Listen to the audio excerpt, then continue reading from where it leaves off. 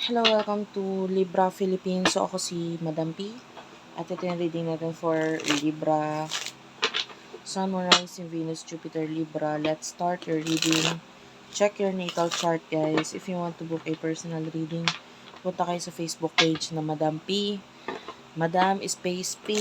Space pa sa dulo para mas madali mong ma-search. Diyan ka pwede mag-inquire ng personal reading. Let's start. What do we have here for the sign of Libra? For the sign of Libra. Main energy, Libra. Queen of Pentacles. I love this. You are the Queen of Pentacles. You are someone na parang, very talented, especially pagdating sa money. The Magician is here.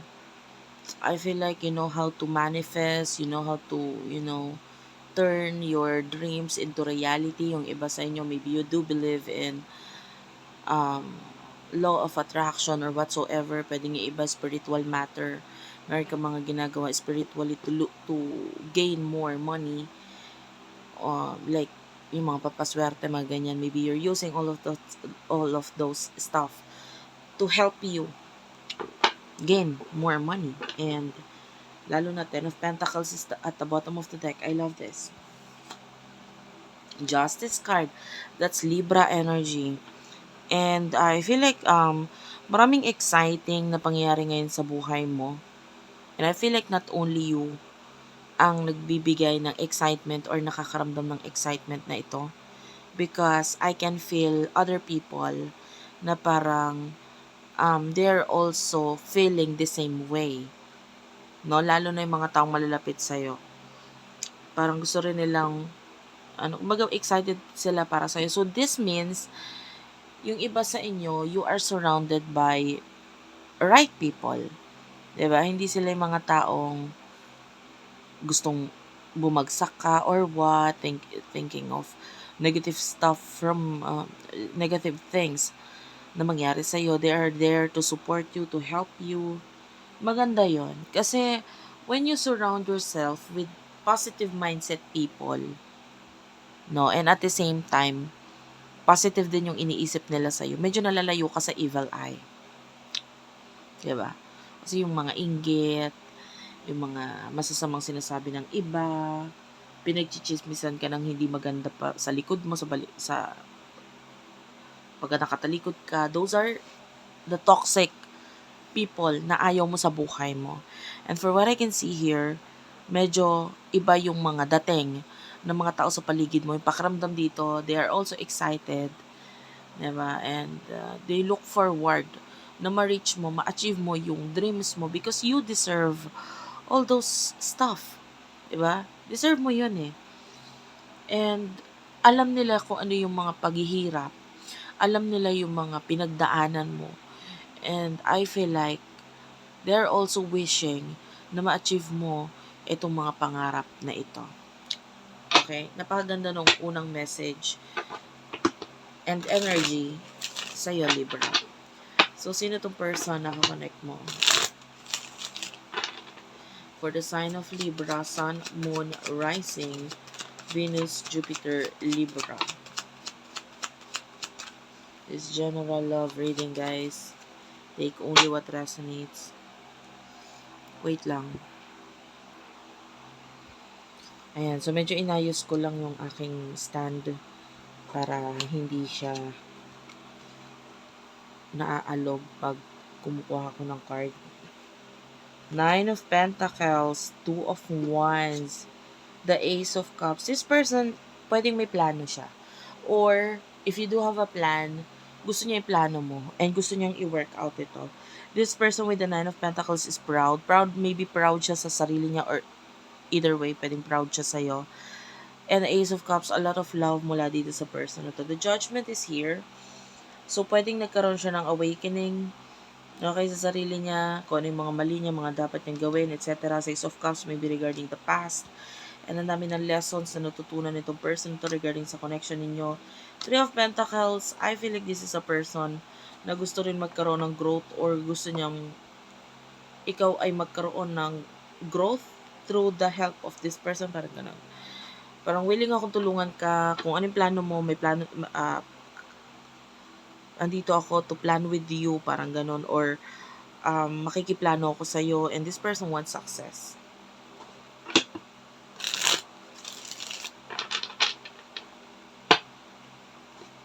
And with the Ace of Cups, nakikita natin yung pagmamahal pala dito sa person na to. This person, it could be a new person, past person, or currently may kakontak mo. But I see a lot of positivity sa energy ninyong dalawa. Anong emotions ninyo sa isa't isa?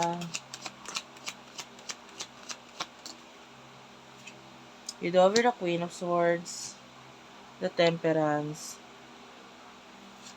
and the Page of Cups for the sign of Libra. Ace of Pentacles, Four of Pentacles is here.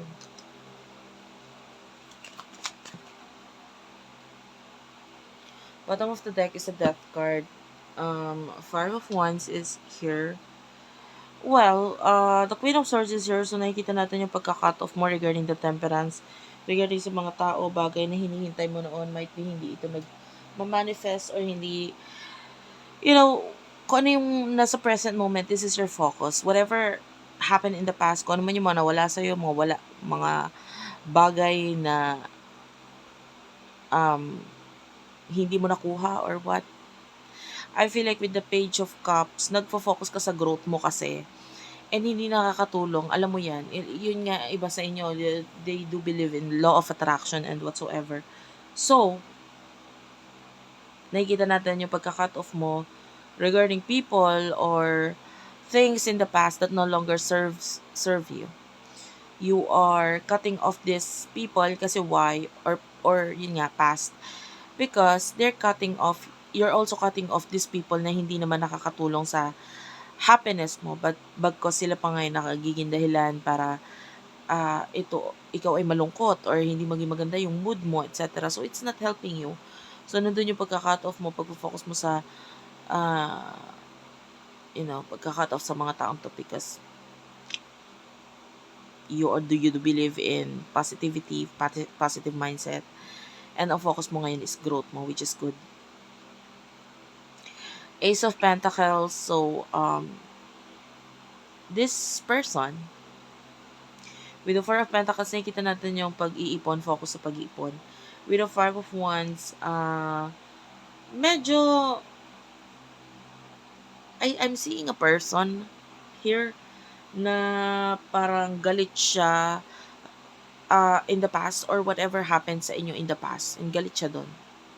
And andun yung thankful na rin siya na natapos na kung ano man itong problema na ito sa inyo. It could be another issues, no? Na naging involved sa connection ninyo, na naging dahilan para magalit siya doon sa past na yun, or maybe past person if this is a person or situation. Ayan. Pero nandun yung galit niya doon. Four of Pentacles, marunong na siya or mas pinahahalagahan ka na ng person na ito ngayon.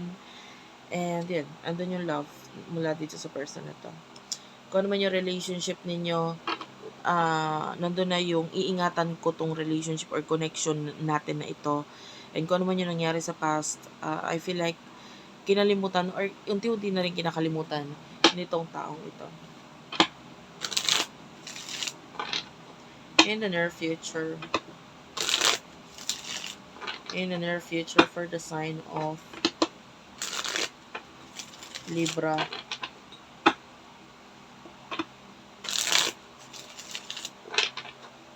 In the sign of, for the sign of Libra. Knight of Cups. Three of Swords.